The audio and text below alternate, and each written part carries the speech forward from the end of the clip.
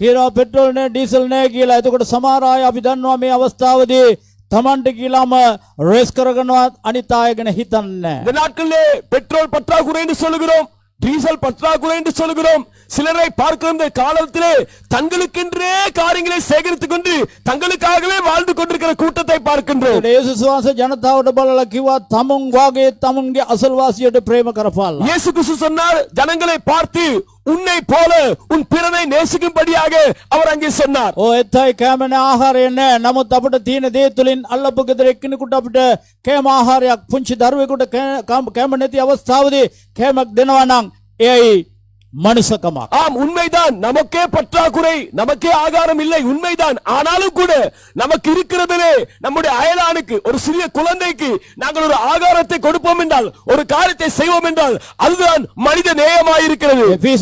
පීස්මේකර්ස් ආයතන තුලින් ඒකයි සිදුවෙන්නේ. මුළු ලෝකෙම ඉන්නා වූ කීර්තිරුවන් දේව ධර්මය පිළිපදින ආය ලංකාව ගැන මුළු ලෝකෙම ඉන්නා වූ දුප්පත් රටගෙන හිතලා Tamanට හම්බ කරන දේ තුලින් තවත් කෙනෙක් සතුටු විය යුතුයි. තමන්ගේ ළමයි වාගේ මෙයාසන ළමයි දිනු විය යුතුයි කියලා තමන්ගේ ආධාරය ලබා දෙනවා. The Peacemakers Foundation அதான் நடக்கிறது.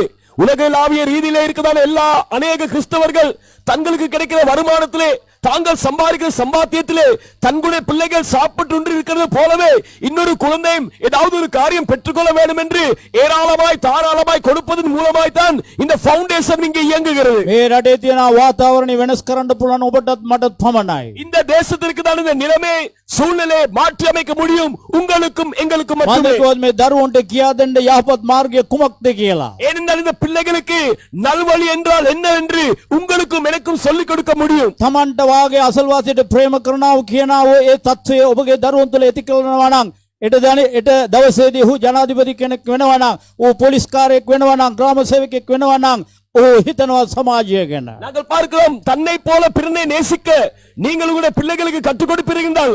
ஒருவேளை உங்களுடைய பிள்ளைகள் எதிர்காலத்தில் ஜனாதிபதியாக வரும் பொழுது, ஒரு போலீஸ் உத்தியோகஸ்தராய் வரும் பொழுது, ஒரு அரசியல்வாதியாய் வரும் பொழுது அவர்கள் மற்றவர்களை நேசிக்க தொடங்குவார்கள். පුංචි ආදර දරුවනේ ඔබ කල්පනා කරන්න මේ රට හදන්න පුළුවන් ඔබට පමණයි. அன்பான சிறு குழந்தைகளே, நீங்கள் யோசிக்க வேண்டும், இந்த தேசத்தை மாற்றமைக்க முடியும் உங்களால் மட்டுமே. ඔබ දේව භක්තිය සමග දෙවි කෙනෙක් සිටින බව විශ්වාස කරමින් හදවතෙන් පිරිසුදුව අවංකව ඔබ එක එක්කෙනාට ආදරෙන් ඔබ එක්කෙනාව පිළි අරගෙන ඔබ එක එක්කෙනා වෙනුවෙන් ජීවත් වෙනවා නම් මේ දේශයට ආලෝකයක් වෙයි. நீங்கள் ஒரு இறைவன் இருக்கிறார் என்று அந்த இறை பக்தியோடு கூட நீங்கள் அவரை நேசித்து ஒருவரை நேசிக்க நீங்கள் கற்றுக்கொள்வீர்கள் என்றால் உங்கள் மூலமாய் இந்த தேசத்திலே ஒரு நல்ல சமுதாயம் உருவாக அது ஏதுவாக அமையும். බලන්න යේසුස් වහන්සේගේ දේශනාව ගැන, යේසුස් වහන්සේගේ ඉගෙනීම ගැන දෙකක් හෙඳුම් දෙකක් තියෙන කෙනෙක් නැති කෙනෙකුට දෙනවා නම් හෙඳුම නැතුව කිසි කෙනෙක් මේ ලංකාවේ සිටින්නේ නැහැ. பாருங்கள், ஆண்டவராகிய இயேசு கிறிஸ்துவின் படிப்பினை கற்பினை பாருங்க.